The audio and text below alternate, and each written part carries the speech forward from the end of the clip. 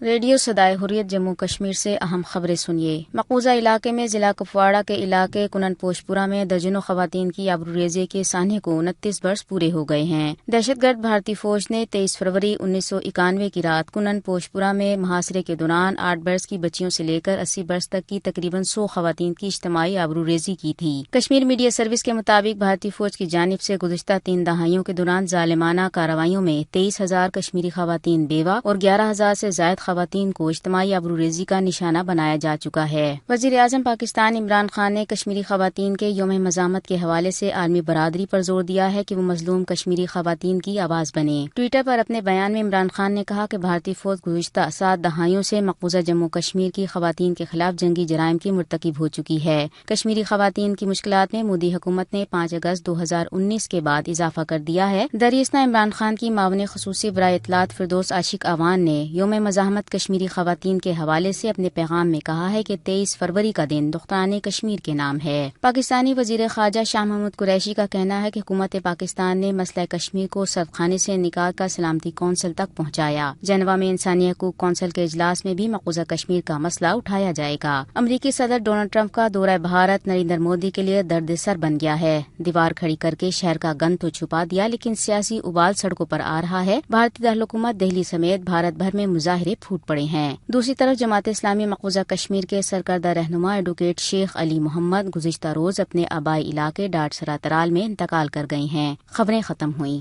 Bharatiya Janata party ایک انتہا پسند ہندو جماعت ہے جس کی بنیاد ہی نفرت اور تعصب پر رکھی گئی ہے۔ یہ تنظیم آج بھی اسی سوچ کو پروان چڑھا رہی ہے۔ بھارت میں رہنے والی اقلیتیں ان کے نشانے پر ہیں، خصوصی طور پر مسلمان جن کے وجود ہی سے بھارتیہ جنتا پارٹی خار کھا رہی ہے، لیکن اس نفرت کا نتیجہ بھارت ہی میں سامنے آ رہا ہے۔ بھارت کے کانگریسی رہنما غلام نبی آزاد اس حوالے سے کہتے ہیں، اس سرکار میں ایک منتری نہیں ہے، کئی منتری ہیں، کئی ایم پی ہیں، کئی لیڈر ہیں جن کی سوچ بہت خراب ہے۔ کے بارے میں کچھ کہنا ہی نہیں چاہتا ہوں، اپنا زبان کیوں خراب۔ یہ ملک سب لوگوں کا ہے، ہندو مسلمان سکھ عیسائیوں کا ہے۔ یہ ملک کسی ایک دھرم یا ایک ذات کا نہیں ہے، لیکن جن کی راجنیتی، جن کی سیاست صرف نفرت سے آگے چلتی ہے تو سبق سیکھنا چاہیے۔ یہ نفرت جو 6 سال سے پھیل رہی ہے اور جس کا بالکل کلائمیکس تھا دلی کے الیکشنوں، تو نتیجہ کیا؟ نفرت ہار گئی اور محبت جیت گئی۔ اور میں بار بار کہتا ہوں، جتنی بھی بی جے پی کے لیڈرز اور منتری